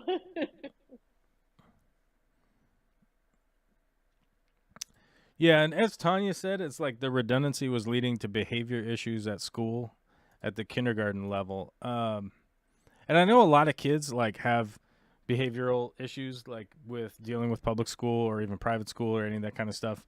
And like this is my real personal belief. I'm not like ascribing any kind of like anything else, but I feel like kids that are sort of saved by their parents from being put in a situation that is a little bit difficult for them, like sets them up for a future of expecting somebody to save you on a regular basis whenever anything is like difficult for you. Did I say that in a way that made sense? I will say though that if you have the opposite experience where your parents will never help you in any situation whatsoever, mm-hmm. and like you come home and you're like, oh my God, the kids are really mean to me and they're always teasing me and I have no friends and blah blah blah, and then your parents just yell at you for not being popular at school, that Right. kind of just sets you up for like being the kind of person who never asks for help and never accepts assistance when it's offered. Right. I mean, yes. I mean, Okay, I agree. Yeah, I hear what you're saying. I hear what you're saying, and let me see if I understand. Like, so let's say that Olivia came home and she said, "I'm being bullied. Nobody's liking me. Nobody's this. Nobody's that." Like all the things you said. Uh-huh. And then as a parent, my reaction is like, "Yeah, whatever. That's your problem. Figure it out." Or is that kind of was that kind of the vibe you're at? Kind of. Or like or you were in trouble for not even getting along or whatever, right? Um, I feel like as a You have parent, to it's get my more yelled responsibility to at go like, and "Oh, yeah. you're telling me that you have an issue, child. Uh-huh. Let me help you with some kind of resolution, right? And like let me engage with my child to figure out some kind of resolution, right?" Mm-hmm. Mm-hmm. Um, to me, I would think like, okay, what are the things that I can do to help my child like better engage with the situation that they're in? And I know for like even just some kids when I was growing up, like some kids were treated badly because like they dressed like jackasses, right? Because they had like hand-me-downs and stuff like that. Um, Mm-hmm. and just on that like superficial basis or whatever, but like you don't necessarily have to be wealthy in order to like engage with your kid to like have them be a little more hip at school or whatever, right? Like I don't think it takes like a lot of money to do that. Like you could literally just like talk to your kid and go like, well, what's popular? Like, what do you want to do? What is the da da da da da? Like, there are a lot of ways to engage. Like as a parent, that you could just turn your back on your kid. But I don't. I wouldn't. I really hope I wouldn't choose to do that. So I feel like that's almost like a criticism of the parenting itself, not the school or the homeschool or not. Does that make sense? Right. Yeah. Oh yeah. Yeah. I'm just saying. Because I mean, if I went to the grocery store wearing the outfit from the Mad Max, right? From the guy with the cod piece from Mad Max and the hockey mask. Like I'm sure a lot of people will be like, "What's up, dude? Like, what are you doing? Like, man, you have to no shirt, no shoes, no service, bro. Like we have just real basic rules, right? you know, um, and so it's like you could get weird at the grocery store a little bit, but you're going too far, right? Whereas the You guy leave at the the getting store could just weird be for like, after 10 o'clock. what's that? You leave the getting weird outfits for after 10 o'clock. Yeah, pretty much. Um, but I feel like it's that Good. same thing where like, there was a kid I went to school with that like he always had like holes in his shoes, and I remember kids like making fun of him because he always had holes in his shoes, and I always just like as I got when I was older, I always just wondered like what's up with that guy's parents, right? And then I think when I was like 13 or 14, like I went to um, his house, right? Because we were like older now. This was happening when he was like probably 9 or 10 or something, and then a few years later, this was like probably late middle school or whatever. Went to his parents' house, and it was like his parents' house was like a mess. The door was hanging off the hinges. Like people were smoking cigarettes inside. There's like broke down cars out in the yard. You know what I mean? And it was just Yeah. like, oh, this guy's parents like just do not care at all. So it's like, of course he doesn't have shoes. His parents like they probably don't even like take care of themselves, let alone like take care of their kids, right? And so Yeah. in hindsight, there probably was like this just isn't a good living situation for anybody. So it's unfortunate that it's put upon this kid. So in my mind, it's not a criticism of like the school system. It's a criticism of these parents who suck at like being parents to a child. Right. They might just be impoverished too. Yeah. I mean, they might And have been that's bad. poor, but that's not really an excuse for like being drunk at 2 on a Saturday and smoking Oh yeah. cigarettes. Like there's like ashtrays all over their house, like full of cigarette butts and stuff like that. And it's just like, you can be Yeah, poor. alcohol and cigarettes are pretty expensive. Yeah. I mean, it's like you can be poor. I'm not trying to ostracize anybody who's like poor or not doing well financially. It doesn't bother me at all. But, the thing that bothers me is just like being abjectly disrespectful to like having a child in your care, right? Um, Right. and that just clearly was like, man, this guy's This guy's having a hard go of it, right? And that was what For sure. my takeaway was when I was like 13 or whatever, right? As opposed to, yeah. Yeah. Any subject the child can attend that class. Any subject the child can attend that class. Most families are aware of the issues and get out ahead of them. The Mennonite comparison and society's reaction is an example of how it takes balls. The Mennonites are allowed to have their crazy school because they actually applied for it through the government. By the way, the government is the group that enforces the Mennonites' ability to have their wacky school. Which, by the way, it is very wacky, and they only go to the 8th grade. Yeah, so, but it's very rough on the Mennonites that decide to, decide to not stay and become, just try to become a functioning member of society. It's incredibly hard for them. As a matter of fact, I was a really good friend of mine, from about the age of 20 to 30. He was formerly Amish, and went to Rumspringa and came out into the world and realized, like, he's just one of those guys that went like, oh, wait, those people were making that all up. And he was like, yeah, I can't go back. And so, but it was extremely difficult for him to sort of just be within society. Like, he was constantly having to learn things that were never taught to him. And it was kind of difficult for him, but he has a wife, he has 2 kids, he's doing great. But he, to this day, last time I talked to him, he was like, we kind of have a heart-to-heart conversation about some stuff. And, he was talking about how he wished that he could have stayed in school and could have gotten a degree because, now this is before COVID. So 2 years ago or so, 2.5 years ago, whatever, before COVID, I ran into him and we were talking, and he was talking about how he's like, he was 41, I think is what he said, 40, 41, something like that. And he was just talking about how his body's wearing down from the, just being a laborer, basically, right? And, right. He's like, I wish I could have gone to school. So since then, he's been taking like a community course every once in a while, to try and like kind of up his game. And he's doing pretty good, but all of that could have been done between the ages of 10 and 18, right? As opposed to when he was 35, right? Yeah, that's a tough one, man. Yeah, well, I mean, that is a group of people that is an example of being, of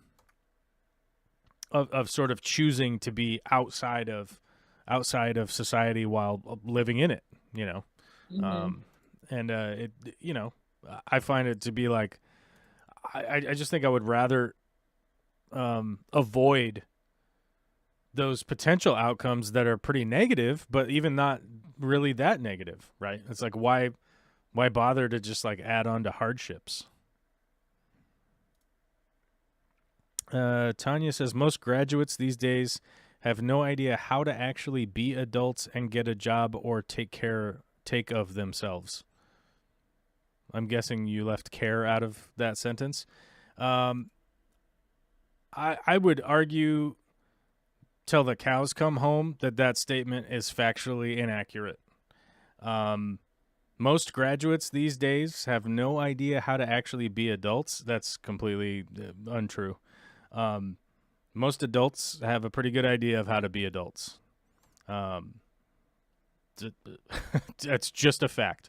As I get older, the generation that came before me is getting older, and I'm seeing them do the exact same behavior that the old boomers used to do. These kids these days, oh my God, they don't know nothing, and I hope someday we'll move away from that evolution, but maybe we're not there yet. I don't know. I see it in example, like Alyssa, here's a perfect example we were talking about the other day. Well, when were we talking about this? Oh, it's like maybe 6 months ago, a year ago. I don't know. But it's when you Yeah, hear the these bear. like it's when you hear like old senators from Tennessee or whatever. They're like, they're teaching transgender in school, and you're like, that is the most ridiculous statement I've heard a human make. And then like senators go out and they go, that I heard from a guy that they have kitty litter in elementary schools now for the furries to go to the bathroom in. And you're like, Yeah. where have you heard this It's like, from? What? I heard some lady on TV. Yeah. It's like you didn't hear this from an actual person. What school district? Because let's look into that. That's insane. Let's look into it right now. Oh, I don't know. I heard it from this guy who heard it from a guy who heard it from a guy. It's like, oh, you're playing boomer telephone. Okay, yeah, great. That's a great way to engage with the world. Yeah, and it's like, but just the statement of they're teaching transgender in school, and it's like, I it's just such a like an improperly put together sentence that it's mind numbing to try and engage with how ridiculously wrong that sentence is, right? On a face value. It's like you've just put a sentence together incorrectly. Like it's just, not even the sentence structure is correct, right? Right. And you go like, yeah, are they teaching kids that there are other people in the world? Like, yeah, that's part of How learning. dare they? Right? Like, what? I don't understand. You know, but of course How it's very dare they? most of it's all sort of televangelistically based. Like, I heard it from the church guy scream at me on paid television. You know, they paid for a television spot. Right. Yeah. Another big difference was my new city friends at school didn't have their parents home during the day. My parents were always there on the farm.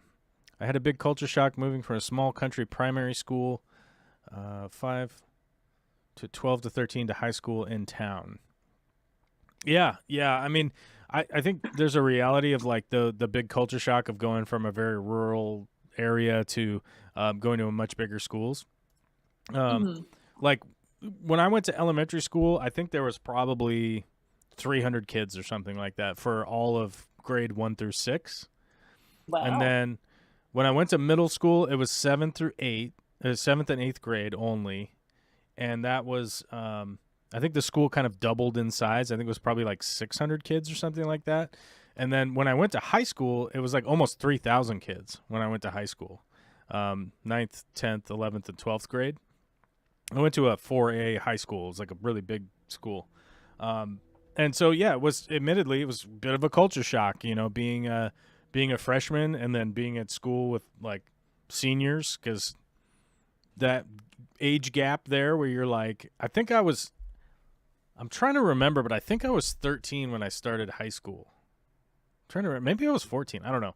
But, you know, there's like 18-year-old dudes that play football, right? And you're like 14, right? And going like, well, I haven't hit my growth spurt yet. And that guy's like, you know, 220 pounds and 6'4" or whatever, right? And you're like, we're the same people here? Like, yeah, okay, you know.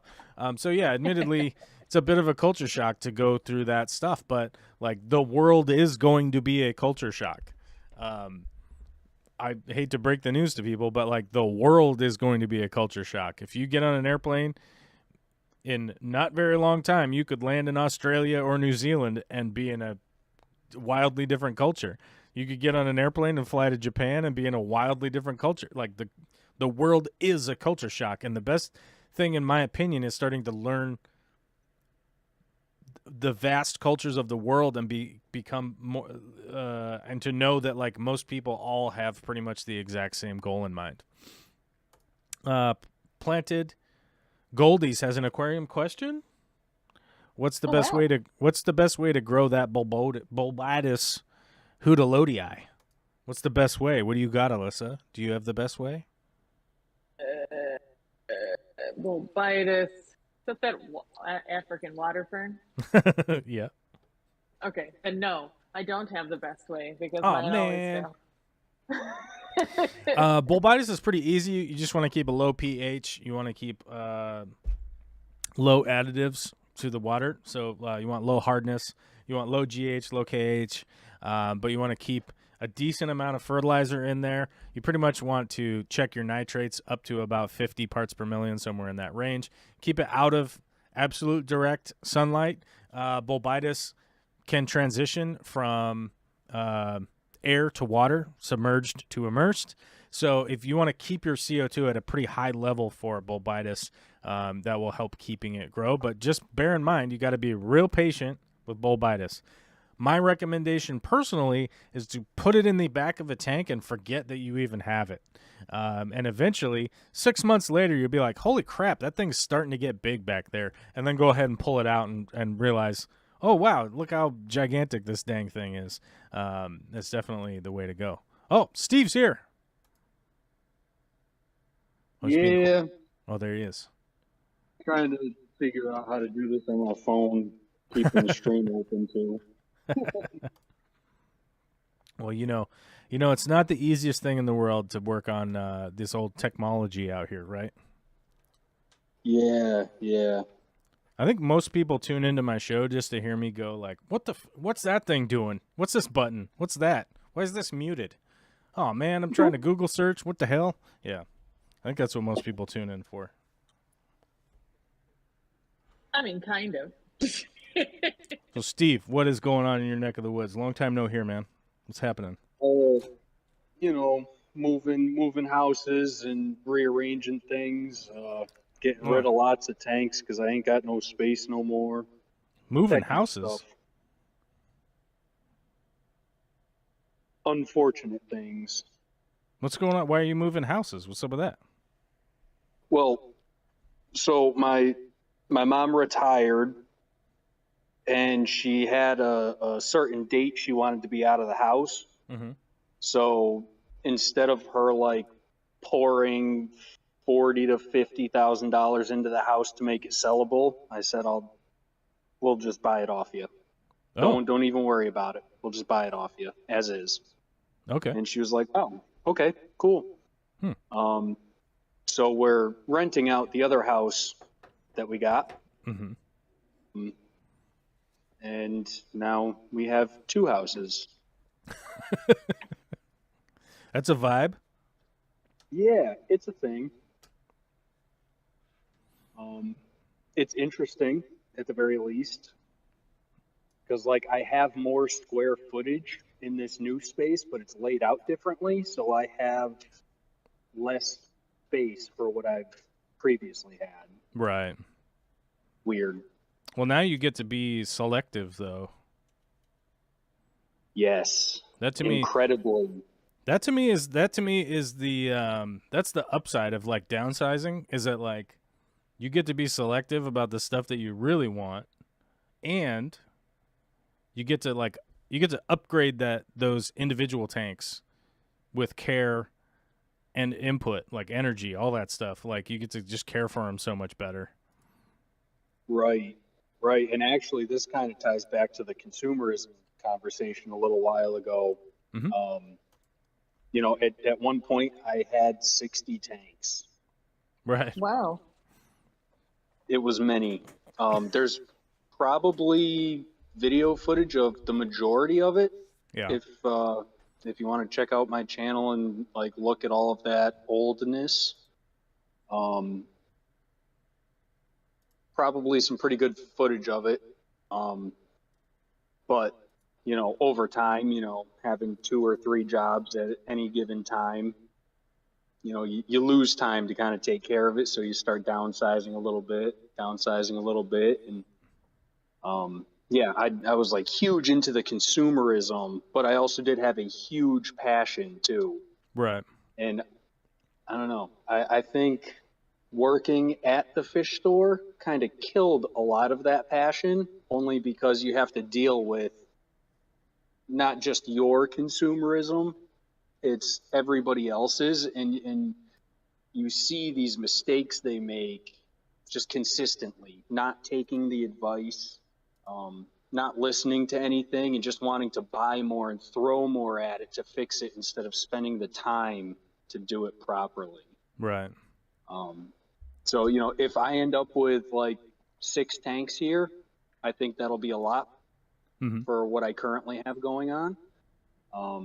But they will get 10 times the amount of care each than any tank got previously.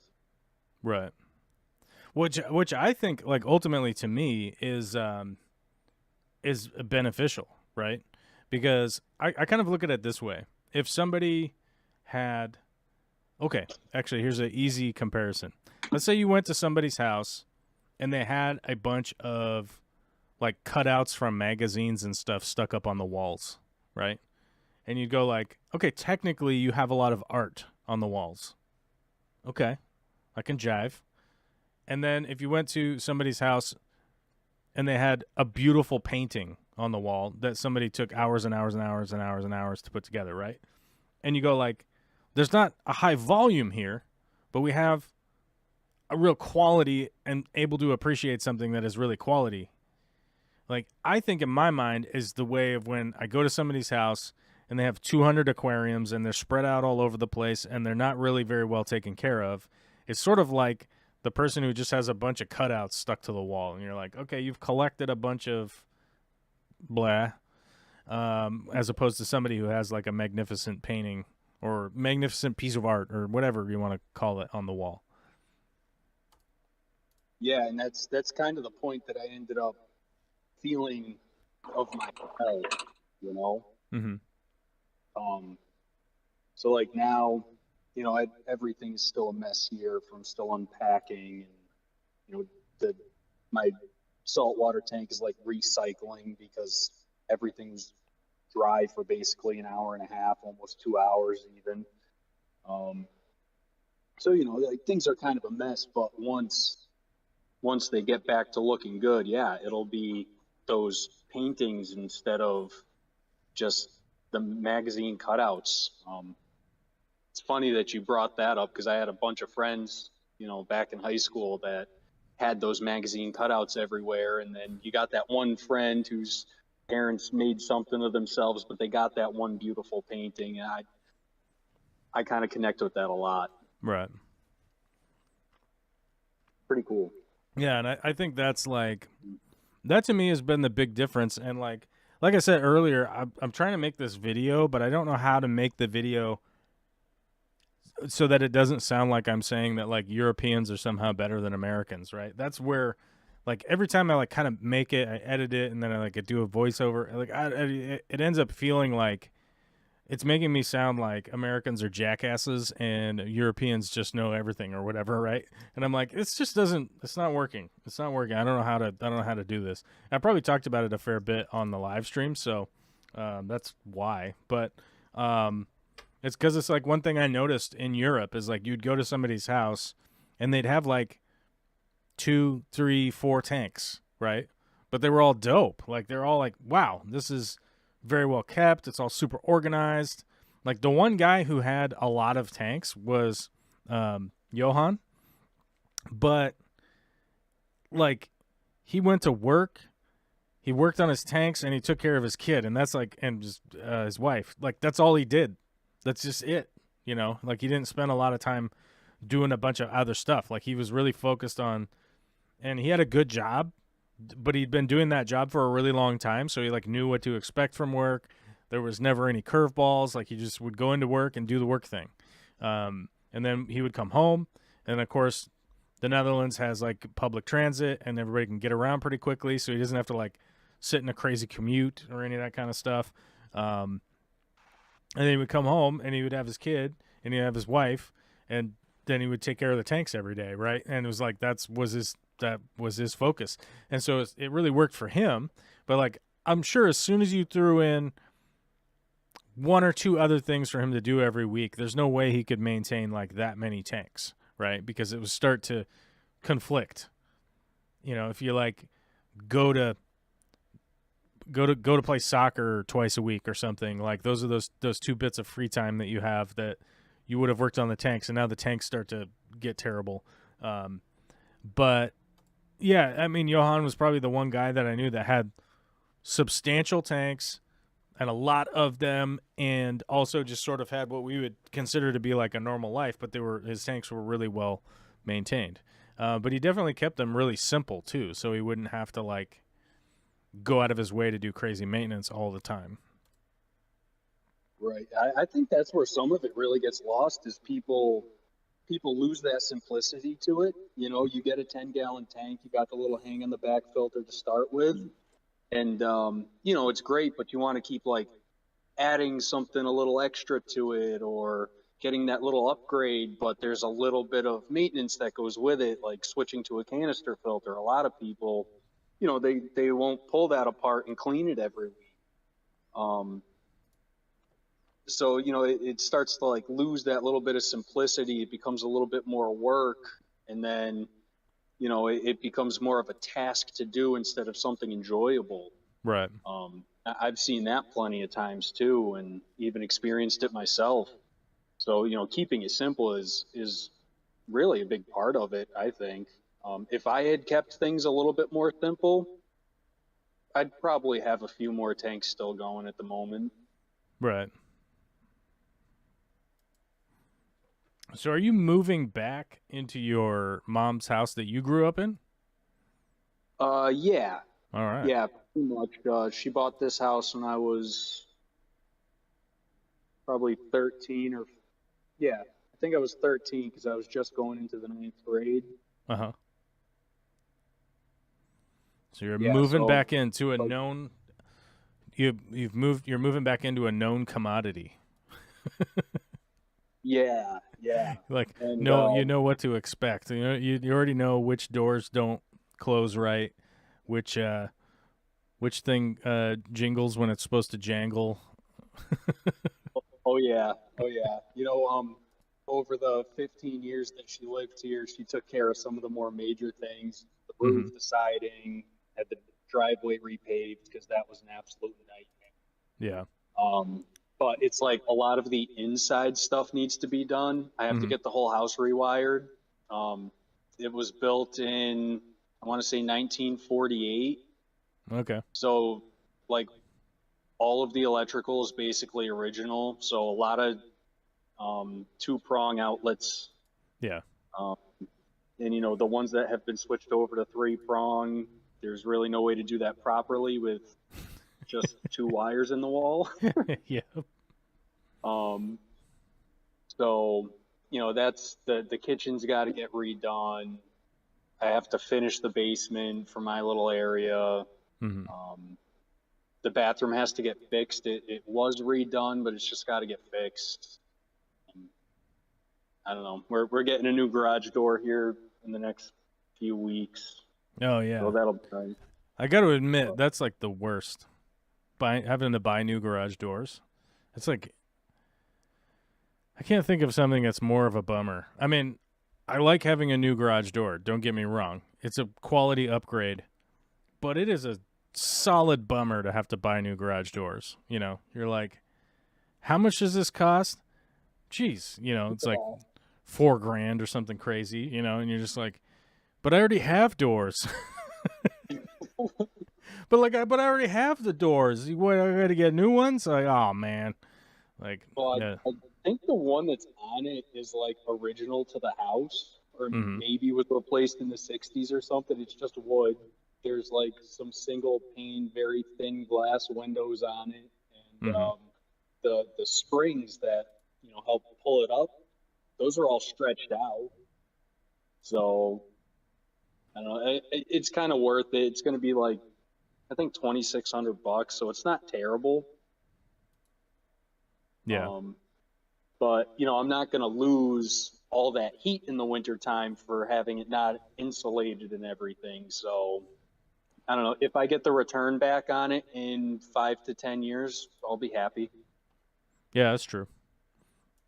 Yeah, we have to get new garage doors for the place here, and I'm putting it off because I'm like lamenting like spending that cash. Yeah. Spending that cash when I could buy what do you call it, discount Halloween candy instead. You know what I mean? Oh, Yes. Fill me up on them Kit Kats and Butterfingers. That's right. That's right. I gotta buy them out before the Christmas stuff comes. And I gotta Isn't all the say, good stuff already gone though? it's all gone. I'm sure. Weeks ago. Yeah. Last week Monday was Halloween, right? And Halloween was pretty fun.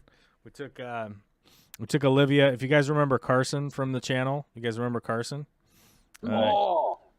Carson. Yeah, he's doing good. He's up. He's mobile. He's recovered. He's in remission right now from all of his cancer. He has 2 kids, and we all went out to trick or treating. We went trick or treating here, and then we drove up to my aunt and uncle's neighborhood where they have sidewalks because they're fancy. They're fancy people with sidewalks. So we went up there, went around the neighborhood, and it was a lot of fun. We did all that. And here's what really affected me. We got done with Halloween. I went to bed. I got to get up at 4, and I leave the house at 4:45, right? And I'm driving to the freeway, and on the way to the freeway, there's a Chick-fil-A, right? And these, I don't want to swear a whole bunch, but these sons of bitches had their whole entire what do you call it? The drive-through. The whole entire drive-through was lit up with Christmas lights.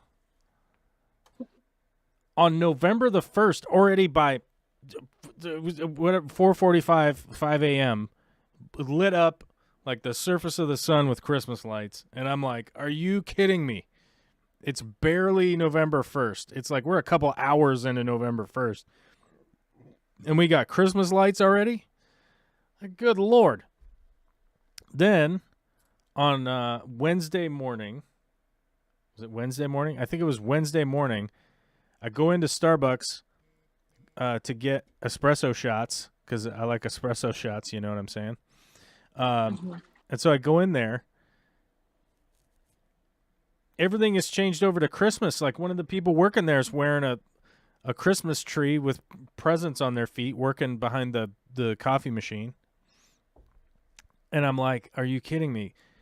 What happened to Thanksgiving, bros? Like we're supposed to have orange leaves and leftover pumpkins and the horn of plenty and the turkey and all that. We're supposed to have Thanksgiving, and Thanksgiving has been eradicated by capitalism because there's really not much to sell people on Thanksgiving, right? Yeah, I mean, you buy your turkey, you buy your yams, and that's it. That's it, and you get your family come over. Green bean casserole. Green bean casserole, baby, with the crispy onions on top. Yeah. French is cornering that market for forever, man. Yeah.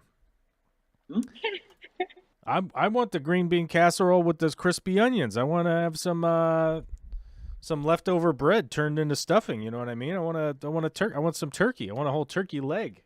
What's up now? Mm-hmm. And hang out with all these old people that are related to me, and harass them with all of our children now that we have kids. I'll be there in 1 minute.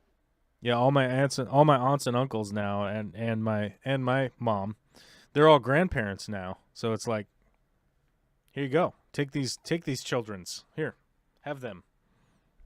Go climb on your grandpa.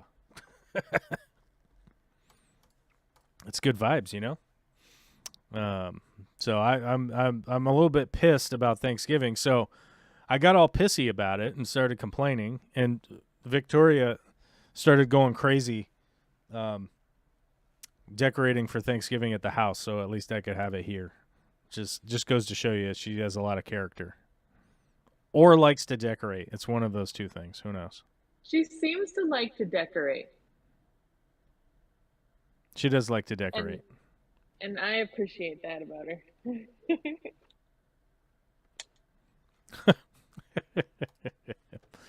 All right, guys. Well, we've hit the 2-hour mark.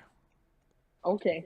We've hit the 2-hour mark. Steven, it's so great to see you. Alyssa, it's great to see you. Yes, you as well. I'm glad to hear the update.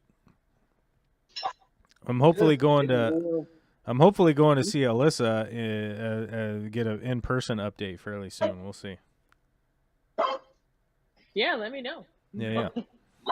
All right, guys, I'm gonna give a goodbye to you two, and then I'm gonna give a goodbye to all these people.